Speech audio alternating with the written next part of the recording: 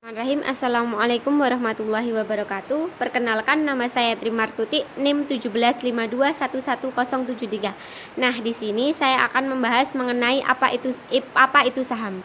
Nah, jika kita masih awam terhadap investasi saham, alangkah baiknya kita mengetahui terlebih dahulu apa itu saham. Apa sih pengertian saham itu sebenarnya? Pada dasarnya, semua orang sudah mengetahui dan mengenal apa itu saham. Namun kebanyakan orang salah mengartikan apa itu saham sendiri, di mana banyak orang yang beranggapan bahwa berinvestasi saham itu sangat beresiko, sangat berbahaya. Kalau saham itu judi lah, saham itu spekulasi. Nah, di sini saya berusaha meluruskan apa itu saham, bagaimana resiko-resiko yang akan terjadi jika kita berinvestasi dalam saham. Nah, langsung saja kita bahas apa itu sebenarnya saham. Nah, saham itu sendiri yaitu suatu bukti kepemilikan dari suatu perusahaan. Nah, apa sih maksudnya bukti kepemilikan dari perusahaan?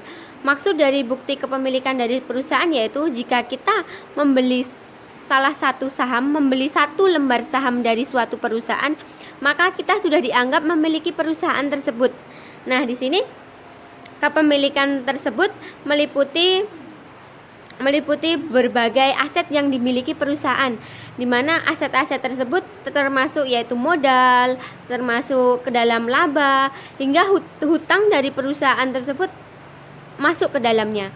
Di sini besarnya suatu saham, kepemilikan saham yang kita miliki tergantung persentase yang kita beli atau yang telah berdasarkan persentase saham yang kita miliki, di mana dalam suatu saham kita bisa membeli 10%, 5%, bahkan di bawah dari 1% pun kita bisa memiliki, kita sudah bisa dianggap memiliki saham dari perusahaan tersebut. Kita maksud sekarang ini yaitu saham yang sudah go public, di mana saham ini sudah melakukan IPO, di mana perusahaan tersebut sudah melakukan penawaran perdana di bursa efek.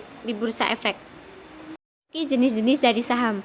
Di sini jenis-jenis dari saham dibagi menjadi dua, di mana yang pertama yaitu jenis saham yang dibedakan berdasarkan KUHP, kemudian yang kedua yaitu saham yang dibedakan berdasarkan kepemilikannya. Di sini langsung saja, saham berdasarkan KUHP yaitu dibagi menjadi dua, saham atas nama dan saham atas tunjuk.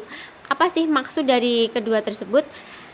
Maksud dari saham atas nama yaitu di mana dalam suatu saham, apabila kita memiliki saham dari suatu perusahaan tertentu, maka dalam saham tersebut dicantumkan nama pemiliknya.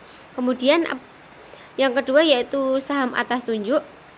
Saham atas tunjuk yaitu saham yang tidak mencantumkan nama pemegangnya.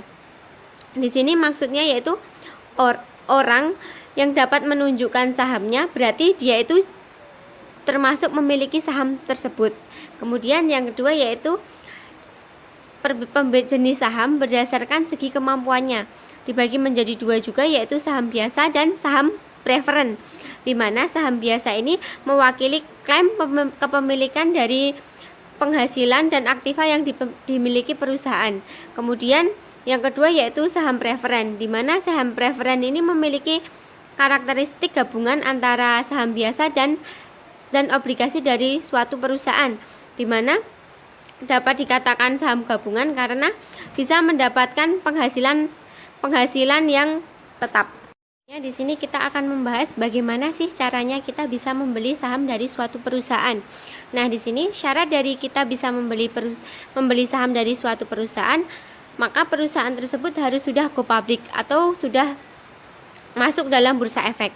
Lalu setelah itu kita dapat mendaftarkan diri di dalam sekuritas. Setelah kita mendaftar di sekuritas, maka kita dapat memiliki akun. Setelah kita memiliki akun, maka kita dapat langsung membeli suatu perusahaan sesuai yang kita inginkan, di mana perusahaan yang dapat kita miliki sahamnya itu sangat banyak, di mana contoh perusahaan yang dapat kita beli sahamnya yaitu yang pertama Unilever, kemudian BCA, BRI, dan banyak lain.